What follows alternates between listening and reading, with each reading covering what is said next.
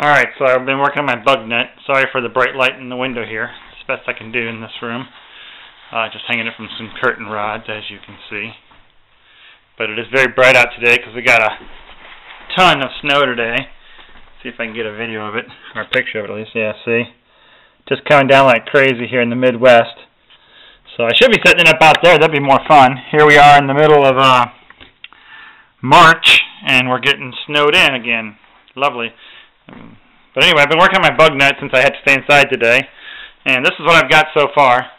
I took a piece of netting and ran a seam across the whole top of it here, and then basically it's just dripping down over into the ground right now. I haven't decided how I'm going to put it together across the base.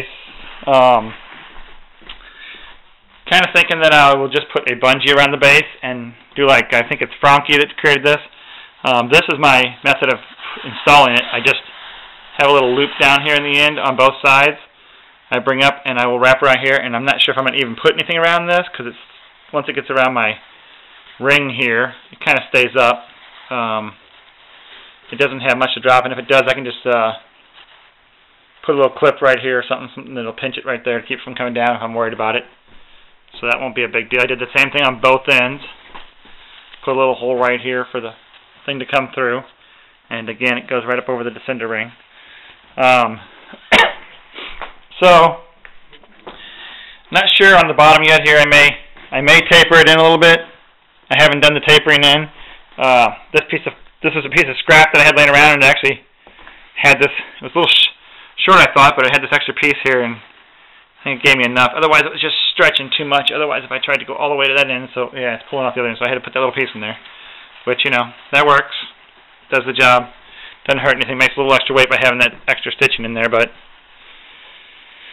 it works. And it's not a no-seam net. I mean, it's a pretty big gap. I can't get a good picture. Maybe if I get my hand behind it.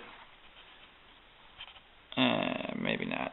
But it's a pretty open net. So it's a test net. It was cheap, very, very cheap. I think I paid $2 for the whole thing.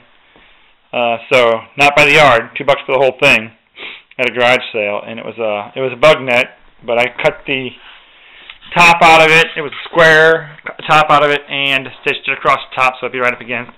And now I just need to work on the bottom. I have finished up my down under quilt here that I'm going to be the puffer jackets. I finished that up just today, and I'm going to be putting some shot cord in the ends and trying to hang it below my hammock here and see how that's going to work on my hammock. And then well, obviously I'm not going to go outside with that one today, but we might be ready for spring with that.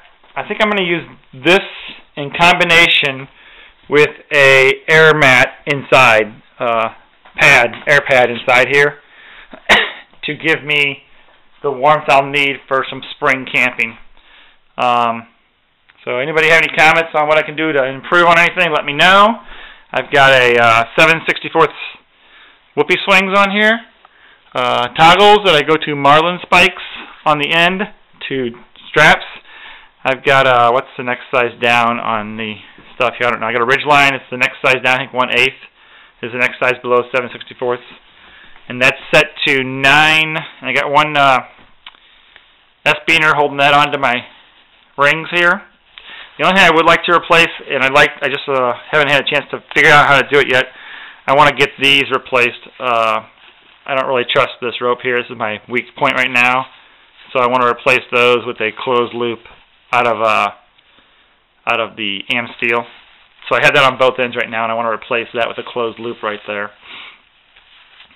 With probably a lark's head on both ends. I have that. It's kind of my only nervous little thing right now is that if I'm going to give somewhere, it's going to be on that section right there. So anyways, that's what I have right now. That's what I've been working on. I haven't done much for alcohol stoves just recently here. I've been too busy goofing around with this stuff. So trying to get my stuff ready for a May camp that we're going on. Other things that I'm working on, I'll go ahead and show you in just 1 second here. Alright, so something else I have in mind here is I've got two materials that I've bought. I don't know how many yards exactly, but enough to make an underquilt. I'm going to do one color on top, one color on bottom. I just need to get some netting that's not this really thick stuff, some no-seam netting for the baffles, and I'm going to make a mid-sized quilt. I have my winter quilt that you've probably seen in some of my previous videos. I have the quilt that I just showed you a minute ago in this video. That's going to be my summer quilt. And what I don't have is I don't have an underquilt that could be considered mid-season quilt, fall and spring, that could keep me warm in, I don't know, let's say 30 all the way up to 50. That's what I'm looking to make out of this here. So once I get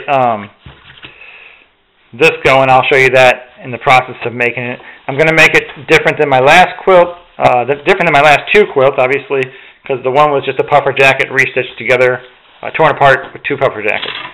Another thing that I'm working on, and I haven't gotten there yet, is a tarp for mine. And I've got these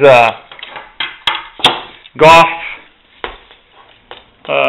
this came from a golf thing where you lay them down and it helps you shoot straight.